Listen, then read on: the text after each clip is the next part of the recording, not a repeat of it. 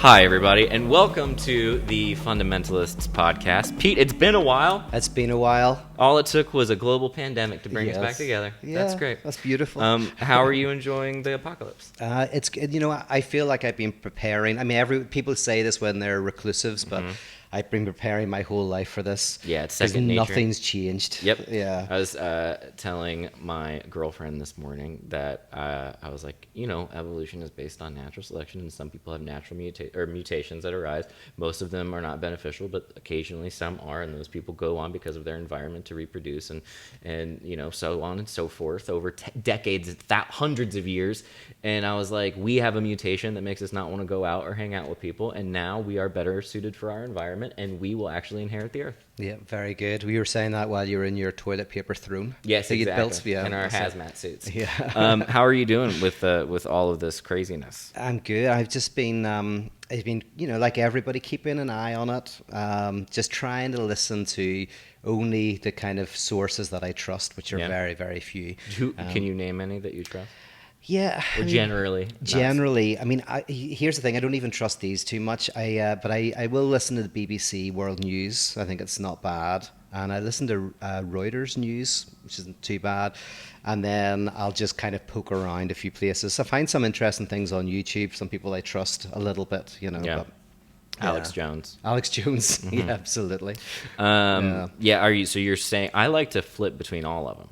That's another good policy. That's a good way to do it. Yeah, it's fun to go. I do CNN back to Fox to MSNBC, and it's usually that's painful every which way you go. It really is. But at least it gives you such different ideological positions it's amazing. It teaches me so much about how many types of people I can become annoyed with, like in different ways and at different speeds, and it's all for different reasons. Like they're all just so polarized. It's insane. But anyway, let's get to the podcast, folks. This is a podcast where myself, a comedy person, and one of my best friends, a philosophizing person named Peter Rollins, talk about different things in life. But we haven't seen each other in a bit, so we're catching up. But now we need to talk about the coronavirus, COVID-19, because no one else is. No. And we have to have some hot takes. Let's do something original. It is funny because as soon as I put out a tweet this morning, which is kind of a dig at people giving hot takes about COVID-19,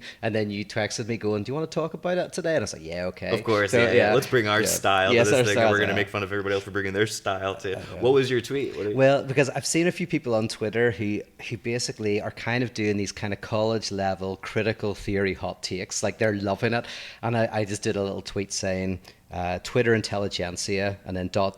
This is the right time for me to do my half-baked, college-educated hot take on the COVID virus. Yeah. So, as I was getting sick of the people, because we're in it's a crazy time, and people are anxious, but I think a lot of people are taking it, being very mature about it, and I don't think this is the right time for people to kind of like starting to be partisan and political and all ideological.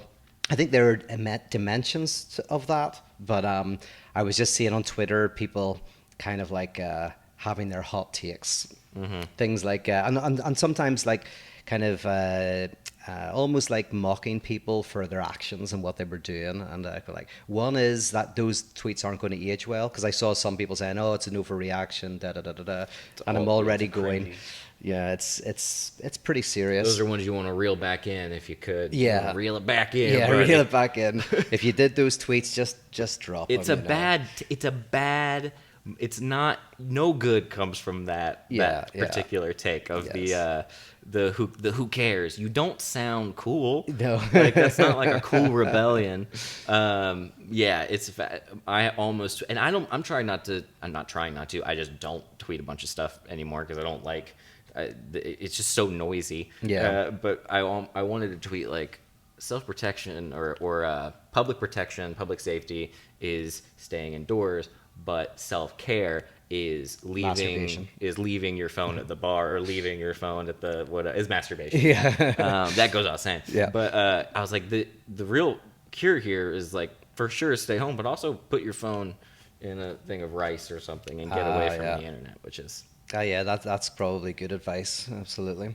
I assume it's not what I'm doing. So if it's Yeah. not what I'm doing, It's it's probably, probably yeah, the opposite yeah, of probably it's what the good, good yeah. advice is. Yeah. So what? Yeah. Yeah, so What is our hot take? Do we have? This is your time? this is my time. Well, yeah, I've got a couple of things, but I was also going like, well, how's it been affecting you and your work, and has it been affecting you at Yeah, all? I'm a little scared about my Washington D.C. show right now, which Right. is When's that? April 3rd and 4th. So a couple weeks. Oh, And okay. Yeah. yeah, it's like literally 2 weeks from now that I fly on the 2nd, and so But it's not cancelled yet. it's Is that not right? canceled, but it'll probably be a mix of me and the club deciding what to do. But I also don't feel good about promoting it, and that Well, so means no, that- technically, the size of your audience wouldn't be considered a crowd by the definition. Well, even And- now with the Austria banning gatherings of 6 or more, I'd still be you'd fine. still be fine. You'd still be fine. So Yeah. It'd be totally good. Yeah, I mean, plus, I shower 3 times a day, so it's totally Yeah, fine. yeah. But yeah, I'm a little bummed about that because, I mean, it's funny to say, but if no one comes, it's basically just me losing money Yeah. while traveling across the country, which is also not a good look, Yeah. and it's not a good look for I me to mean, be like, you're always losing money, but this is losing money and exactly. traveling This across isn't the the country. fun kind of losing money that I'm used to. Yeah, so that's a bummer. But besides that, the Valley Folk, we've kind of taken we're basically telling our people that they can stay home if they feel comfortable, if they want to stay home, and Yeah. that, we don't. There's no. It's not like they won't get paid or anything like that. And so yeah, we're doing that, but also making sure that we just clean everything, and we're still recording stuff and filming stuff, and we just sort of only show up when we're doing stuff, and then we disband. I had to cancel my festival. That's a big one, man. Yeah, so that's bigger than my comedy show. My comedy show Yeah. is pretty, in terms of what the potential is for finance, but yours is that's a whole festival. That's insane. So a friend of mine who I do it with, that's his living, is live events. So he's going to get hit really hard over the next year because basically he's having to cancel everything. Before I realized, when the whole thing was just starting, I noticed that the ticket sales kind of were slowing down. I was like, that's weird. But we'd sold enough that was fine, but then they stopped, and I honestly couldn't figure it out for about another week or two, and then of course the penny dropped, and I was like, oh, this is because of the coronavirus, crazy. and then it just got worse and worse, and then we literally just put out the word officially today that we had to cancel. I was wondering, I was like, Yeah. oh, there's no way. You always have some kind of event coming up, and I was like, there's not a chance that you're not having to cancel. Yeah, So, especially for international flight. Like, it's you couldn't everyone who goes to Wake is from around the world. There's only 1 or 2 people locally, so it's like that's the difference in your gig. It's mostly locals, Washington D.C., but the Belfast gig, it's mostly America, Australia, a whole pile of Europeans. Plus, your whole audience is over 80 years old. So Exactly. Yes. So there's nothing you can do. There, got you back. That sucks, man. So yeah, I mean, thank God for Patreon. yeah, I know. My goodness. It's always thank God for Patreon, but I've been hit emotionally with being thankful for the fact that we are for now protected from this weather, but at the same time we're not, because with the economic thing and everything. Well, yeah, eventually, because everyone's suffering. I was out the other night, and half the people around the table were suffering directly financially because of what had happened. Some of them because they were freelancers, and some of them worked in the food industry, and basically half the people were already saying we've been hit. Yeah, and in Los Angeles, it is such a paycheck to paycheck in world that it like with rent being due in a week, that's terrifying for a bunch of people. It's crazy, including just the lack of tips and stuff, I think, that are going to be happening, which is a huge industry out here. So scary stuff. Yeah, well, but Americans are very generous. Funny thing, like when I cancelled Wake, immediately a couple of people on the website said, is there any way we can donate to the venue that we use? Oh, that's because really sweet. they're going to be losing a lot of business. So it's a very American thing,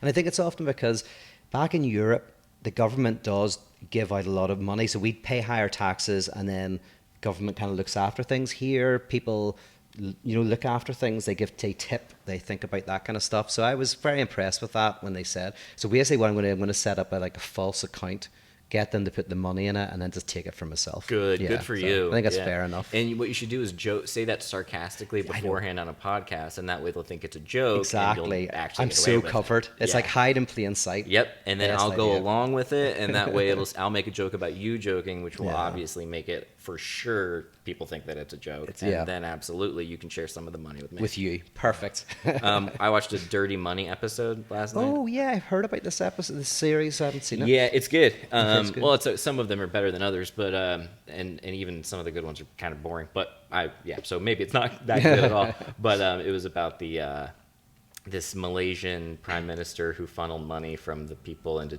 separate accounts and made a whole network of fake businesses across the world. It's very interesting. Oh, And wow. he lives this opulent lifestyle, but he's in it, kind of denying it, and he's a very interesting kind of Trump character who's denies all wrongdoing, but also has lived this opulent lifestyle as a politician that can't be explained. So he's just like, I just get gifts. It's just all this stuff, and he has a $280 million yacht or something like that. It's really interesting. A lot of gifts. By the way, I just realized I didn't shut off the dryer, but I'm sure no one can That's what hear I was it. asking about. I thought you were talking about the light. No. Oh, I didn't even right, see the that. dryer. I didn't even hear it till now. That's funny, yeah. That's funny. I was like, it's rare for you not to care about it, but I was like, all right, cool. All right, if you don't care, should I care now? No, that's way too late now. All right, way too late.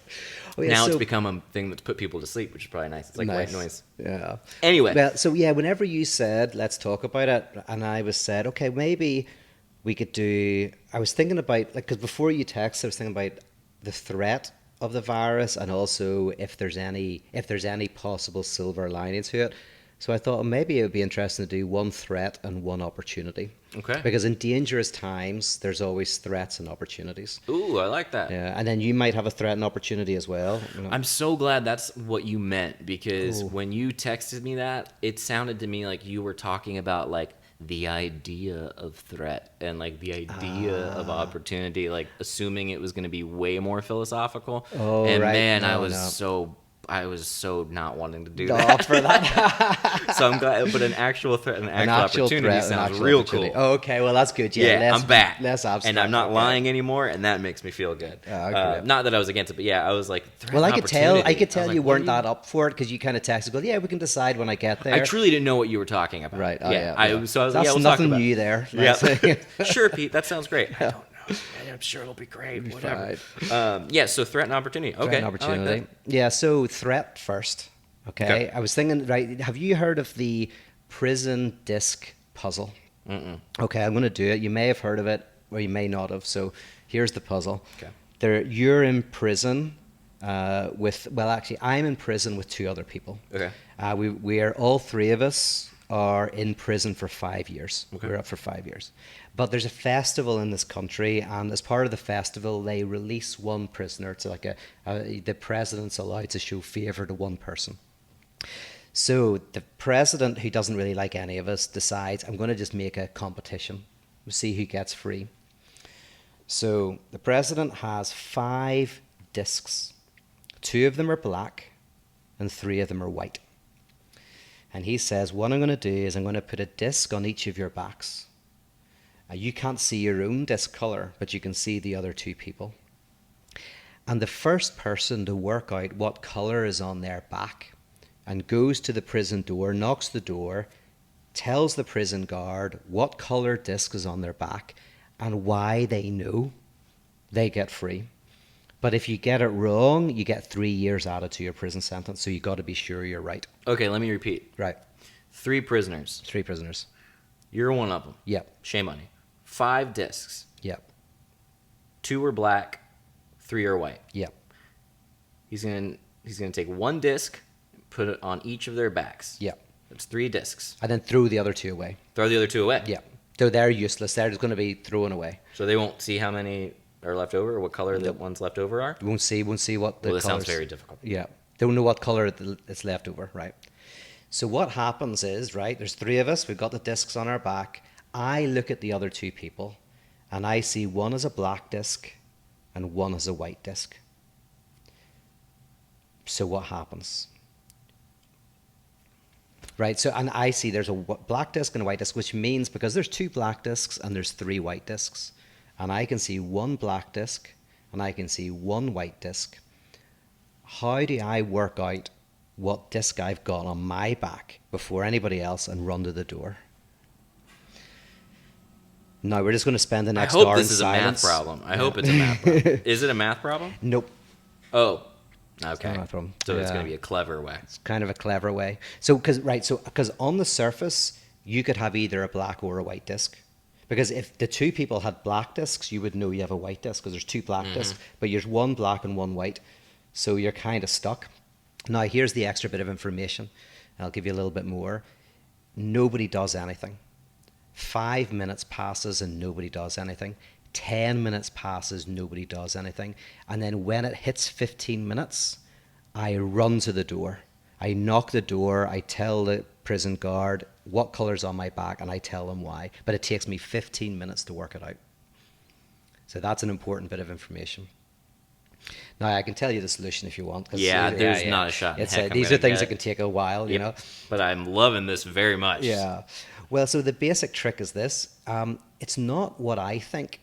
It's what the other person thinks. So I know there's a black and a white disc, right? So I look at the person who has the white disc on their back, right? I go like, that person's got a white disc. And so then I ask myself, what do they see? And I know they see one black disc. I know they see that because I see it. But I'm going, well, if I had a black disc on my back, that prisoner would be straight at the door. Mm-hmm. But because he hasn't moved, I must have a white disc. And so I run to the door and say I have a white disc on my back. So I do it because of the other person's reaction. Yeah. Right.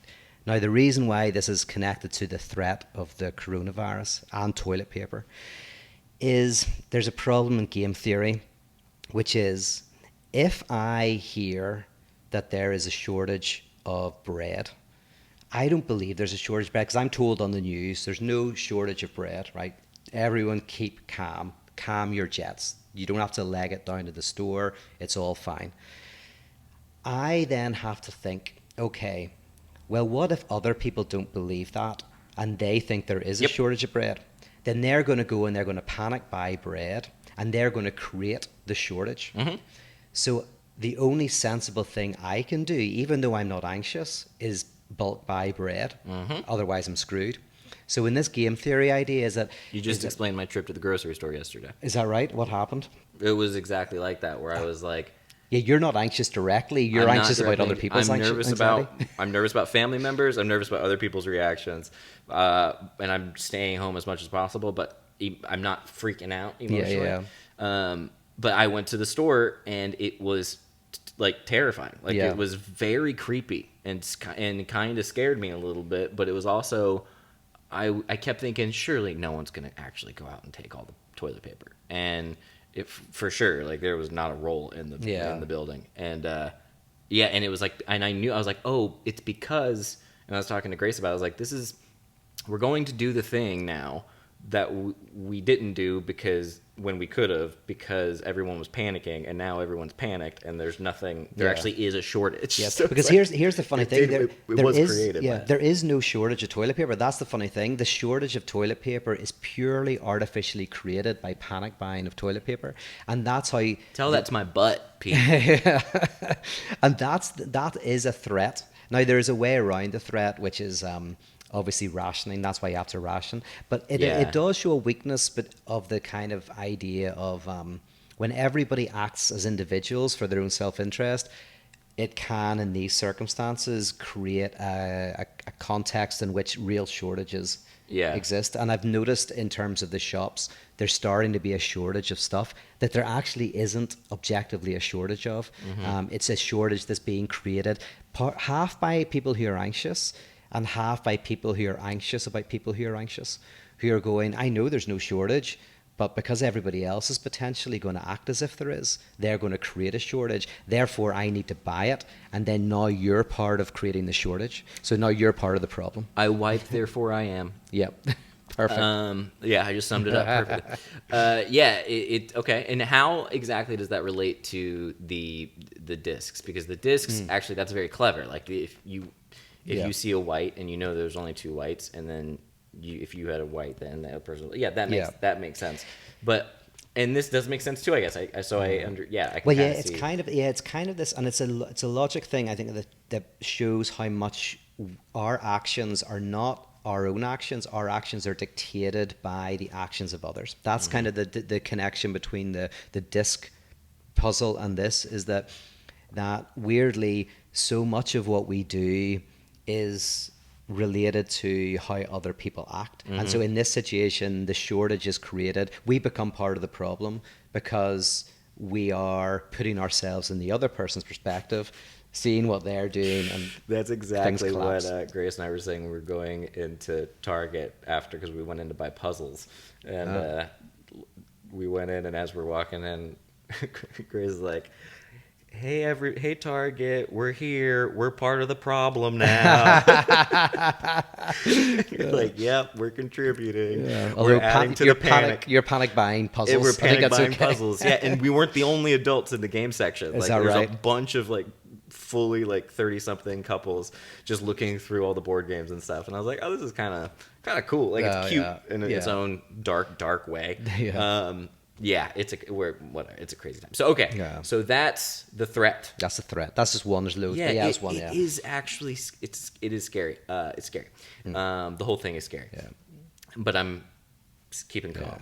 That's it. Yeah, and the reason why I talk about that threat, 'cause I think it fits with our podcast, because it's also a philosophical idea. It's also a fun little kind of thing to think about. So bummed I didn't think of it. I feel like I wouldn't have gotten there. The game. Oh yeah, there's a great one about blue-eyed dragons, but that takes ages to sort out. But yeah, Really? those puzzles are great because they teach you something about actually how we think. So It's a genius move. Yeah, and 15 minutes though is a pretty long time to come up with that. That's because I'm not that smart. Maybe I should have said 30 seconds. Yeah. Technically, you'd work it out straight away. Just Yep. but it's all about whether the other person runs or not. If the other person doesn't run, then But then technically, If the other person does run, you could also do the math and try to catch them. I mean, That's when technically, you throw the disc at the person. Yeah, that's where everybody's kind of edging towards the door because everyone's acting in relation to how other people are acting. Yep. That's kind of a more true definition of what would happen. Yeah, I saw a meme that was like, it was about Austria banning groups of 6 or more, and it was a meme from The Office of Michael Scott and everyone around the office doing finger guns at each other, like the Mexican standoff or whatever it's called, and they're all pointing at each other, and it says families of 6 or more, just at home, and I feel like that's how society is right now. Everyone's just holding up the guns toward each other. Did you see the pictures of the gun store with the line out the door too? No, I didn't. Oh my goodness. Is that Yeah. right? Well, that's the ultimate kind of like food collection device. Yep. You just go to your neighbor with your gun. Yep, exactly. Yeah. We have some apocalypse kits that we checked. So Oh, we yeah, have right. at least 4,000 calories in granola, so a granola bar. So we should be okay. Very good. Well, Jay Baker, his dad sells apocalypse packs. It's kind of funny because I think he could definitely rebrand and sell apocalypse packs to the right-wing kind of religious folk, and then just brand kind of a liberal pack for the end of the world environmentally, and could double his money. We were. I was talking to Grace again, since there's a lot of time to do that, and but I was like, we're gonna pray. I was like, 'cause we're living in the end times. The Antichrist is in the White House.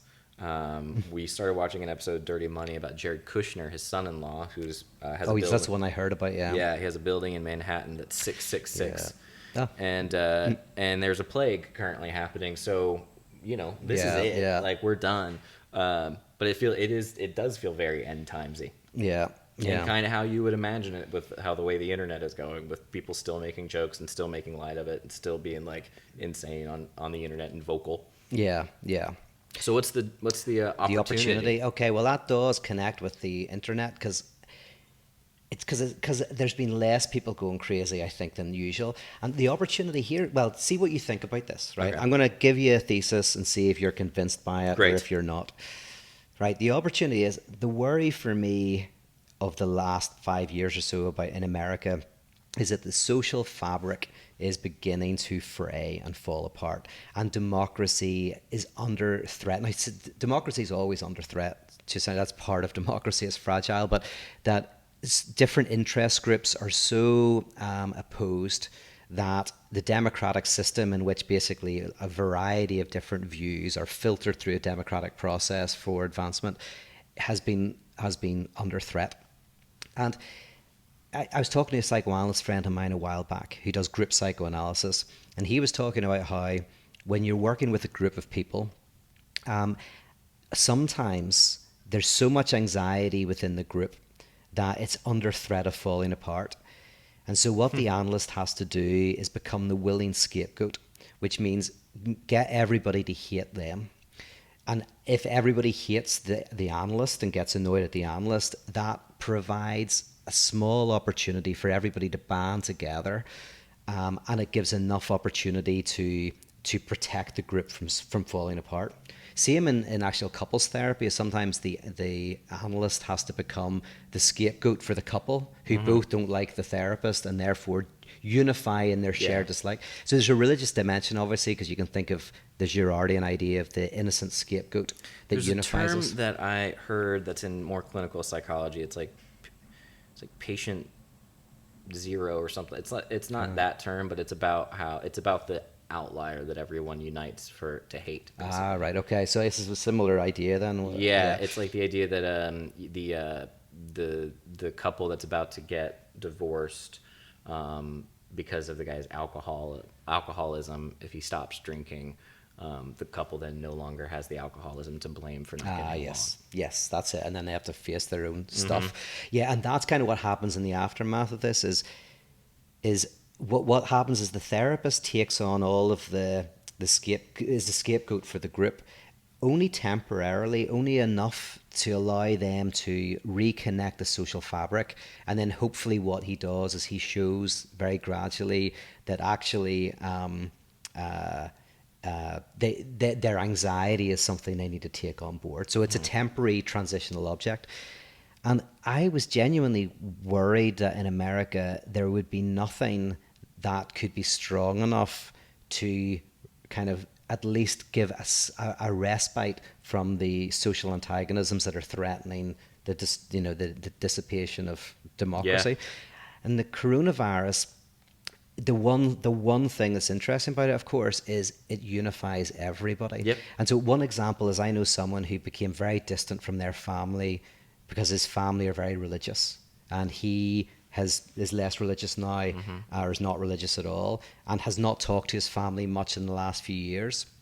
And this coronavirus has obviously just slashed all that. Wow, that's beautiful. Yeah, so it's momentary, and of course, once it passes, then there's always the threat that the social fabric will break again. But there's the hope that something has been repaired enough that we're not at each other's throats to the same degree. Yeah, huh. If we survive, if it doesn't end up kind of rupturing the entire economic system, which I don't think it will, but this is kind of if we are able to, over the course of the year, limit exposure, get exposure kind of like spread out over time, et cetera, then maybe, and of course I'm thinking Republican Democrat as a big thing in America, is that those families that have been torn apart by those issues, there'll be some sort of reconnection between them. I hope. Yeah. I also worry that there's a correlation between the Republican and Democrats versus how they're handling it, and how each, like a conservatively minded person is a little different on this than I think a more liberally minded person who's a little bit more alarmed. Yeah. Which I worry it would have, in terms of just spreading the virus, have a negative effect on stuff. But yeah. I don't know. Yeah, I don't know. It seems, how bad do you feel that this whole situation is compared to what the media is saying, and what, where are you at? Yeah. Well, that's why I mentioned the original threat, the idea, because for me, the threat is mostly perception. Like the danger is that anxiety levels get so high, and then of course the reasonable response to that is to take a lot of extreme actions, and that creates a domino effect. And so it won't be the coronavirus that causes severe problems. It will be the prevention of it, basically. And it'll be the anxiety around, et cetera, et cetera. That feels very, pretty real. But I got to say, the people I was out at the weekend with there was about 10 or 12 of us, and They were all Irish, but they and the Irish are kind of maybe a less anxious bunch. Mm-hmm. But yeah, everyone is. Some people say they were worried because a lot of their income was being slashed. But you know, there's people out that didn't feel like the anxiety was too crazy. So it's hard to say. What Yeah, do you I don't think? know. I wonder if too, though, it's like there's it's like the difference between, and I don't know if this, it's pretty much synonyms, but it's like one, like you can adapt very quickly to a situation and be like, okay, we're gonna social distance, we're gonna stay home, we're gonna do all these things. You can be like, okay, you can change your behavior real quick, I think. Yeah. But for the reports that are saying this is the beginning and this is going to be months and this is going to, you know, then domestic travel is going to get banned and all that stuff, then I'm fearful for 2 weeks from now. Like I think now people are sort of, there's a lightness about it because it's like, surely, you know, we're doing everything we can do. Like if we're doing it, it'll be fixed. But if that doesn't happen and the virus is able to continue to spread, and if it starts hitting more urban areas, then I think it's going to be pretty bad. Yeah, I mean there's going to be big changes. Like this is another opportunity potentially, but like for example, banks are going to have to stop briefly taking mortgage repayments. We're going to have to look at. I think they've already stopped interest on taxes? student loans. Yeah, there's already they've agreed. I think like tax rebates for like businesses. Oh, I thought just getting your taxes done by April seems like. Oh, I wonder if they. I don't know. Yeah, they might change it. But all of these little changes I'm selfishly hoping that happens. Yeah. I've done mine, which is Good great. for you, yeah. Yeah, but I did. Do you hear what happened to me? No. Oh, this is interesting. This will affect you. Uh-oh. You're lucky if it hasn't. Right, I filled out my taxes, but this is 2 years ago, and obviously I'm rubbish at this stuff. But Patreon pay me, but then Patreon puts the money into PayPal, and I get the money out of PayPal. So it looked like I was doubling up. It looked like PayPal was giving me money and Patreon was giving me money. So I got this massive bill and this massive kind of scary letter and all this interest because they counted it twice. Oh, wow. So thankfully it's an easy thing to sort, but these things are never easy to sort, as in it takes ages to show it and to prove it. And my thing, I don't know how much I should say about this, but there's been a mistake again with Patreon where they've sent me the bill. They footed me the bill for the entire Valley Folk Patreon over the 12 months. So it's like my personal income looks like, you know, a lot. And I'm like, no, this is not my. So I have to like tell them basically, but it confuses. It all confuses. Yeah. Me. And in addition to that, I have anyway, we'll talk about that. The drug money and stuff. The drug like money, that. yeah, we don't like to talk about that. The comedy money. Yeah. So Yeah. So but are you worried about like your mom?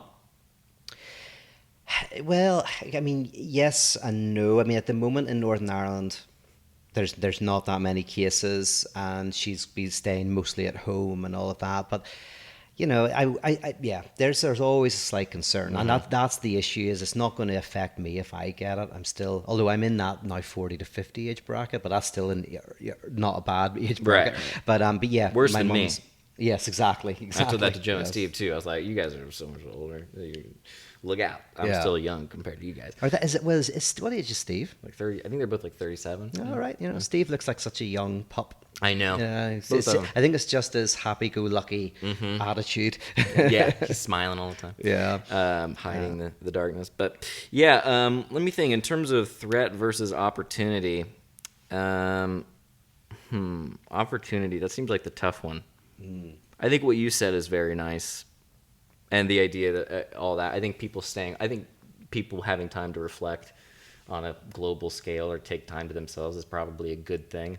Yeah. And in terms of people feeling inundated with stuff all the time and feeling stressed out, if there's for the people who can find peace during this time, I think it'll be very beneficial. And for the people who can't, though, hopefully it's an opportunity for other people and officials to step up. So that'd be my hope there. But threat-wise, it's just the disintegration of every part of my lifestyle. Yeah. It's the decay of my dream job. It's the loss of being able to do comedy. It's the fear of not being able to travel to see my family, et cetera, et cetera. Yeah. I mean, it shows that how fragile society is. I mean, the idea of Italy being in lockdown. So I have a Yeah. friend in Italy. I was talking to her the other day, and and you know, she's gone. It's not too bad, and there's no shortages of food, and she's able to go to the supermarket. But yeah, it's tough. But to think like overnight, suddenly your movements are restricted. You have to have permits, and it's we do obviously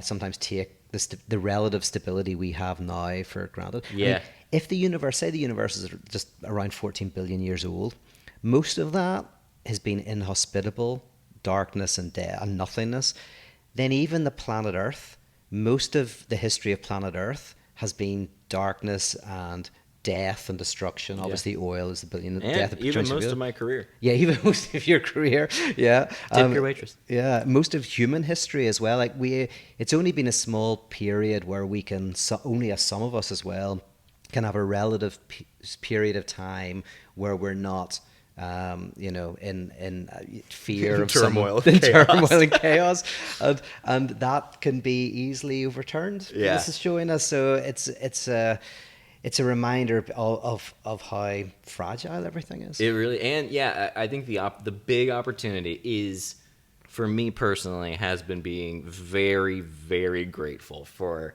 everything as it currently is. Yeah. Like, there's so many things that I take for granted, and it's just nice to be able to be like, oh yeah, this is actually not, I'm able to focus on how lucky I am in so many areas, rather than when I'm not able to focus on that because I'm doing X, Y, and Z and being like, this is, and that kind of like, what's next? And what do I, how do I, blah, blah, blah, blah. How do I actually get myself to want to do anything? How do I force myself to make more podcasts with Pete rather than just talk about them and say we're going to do them? Commit to doing them. Yeah.